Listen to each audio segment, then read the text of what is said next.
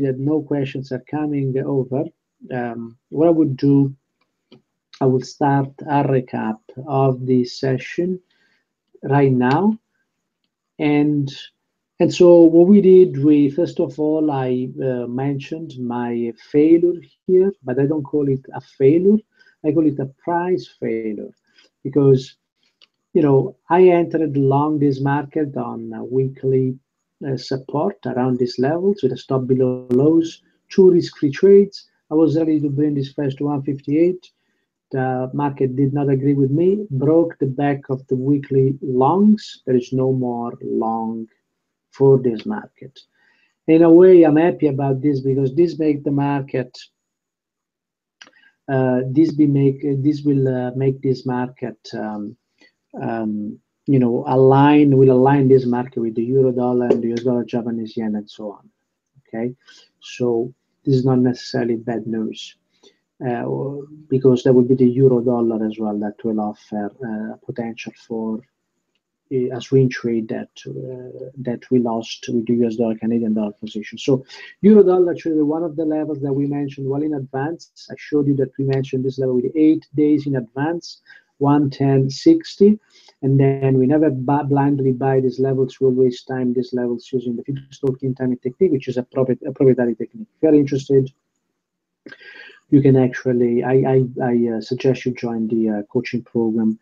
I have a session starting in May, so if you want to come in, you can take advantage of the offer that that FS Street is giving. If you look at above the screen, above the video, there is a little box. You can link. You can click there and get more information. Right. There is also coming from Pantelis. Hopefully, US will keep reporting their inflation, the true one, which is way above the 2%. To all others, as they are still having the global exchange currency. That will never happen. Pantelis, forget it. The inflation in US is much higher than the one being reported. And that's my personal opinion. All right. So then after that, we reviewed US dollar, Japanese yen, and as we reviewed this market, we encountered an opportunity to trade a short.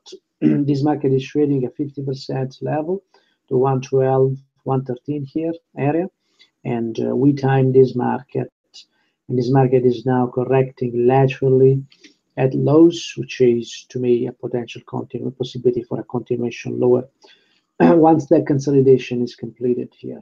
Okay, and as this market breaks the lows, it will continue lower and possibly offer as a risk-free trade here. We have a trade with a stop above highs, and we believe that this market is going to move into 112 before anything else can happen. Okay, and after that, we reviewed the pound versus US dollar. We mentioned the fact that this market reached weekly targets, not daily, but weekly targets, and so it is very, very dangerous to short this market at this stage, because at this stage, as you can see, second day of profit taking here, this market could move higher. We will need to see whether the next extension is going to come into place. So if you want to know that level, join me on Sunday, and I'll provide you with that level as well. All right.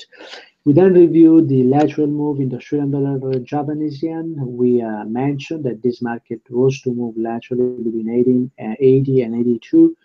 Go back and review the levels and the reviews that I gave in the previous days, and we had these two levels trading now twice, 3 times the short, 4 times the short, and 2 times the longs here. I have a long bias in this market because the weekly long have traded before.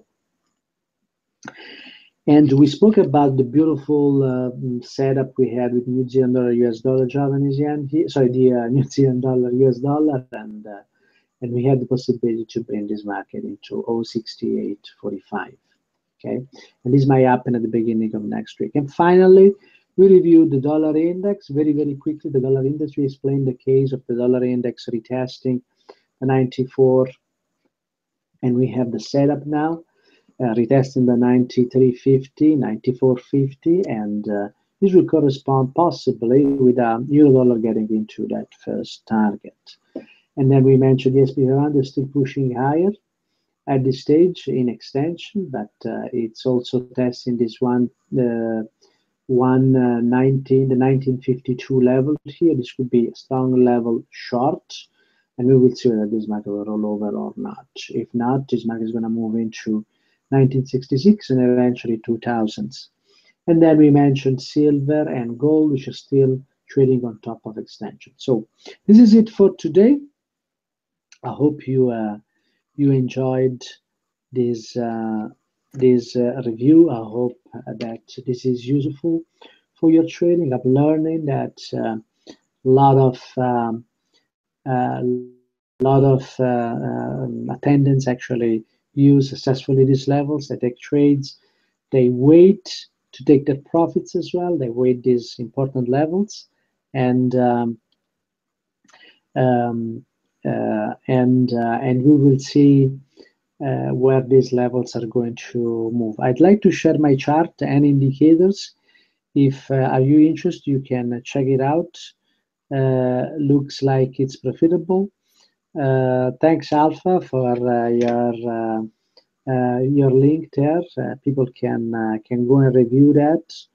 But in this room, we only featured the two methods, the Fibstalker methods and the continuation style. We tend to be consistent, not to mix signals with other systems.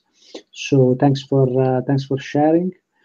And this is it for this week. So I'll hope to see you on Sunday. Sunday we are going to make a full review of the markets and give more setups. And we're going to do those predictions, Alpha. If you're interested, you can join us. All right. Thank you very much, and have a great one then. I'll see you on Sunday. Have a great weekend and a great day, good evening, and great day tomorrow or today if you are in Australia. All right. Thanks a lot, and have a good one. Bye-bye now.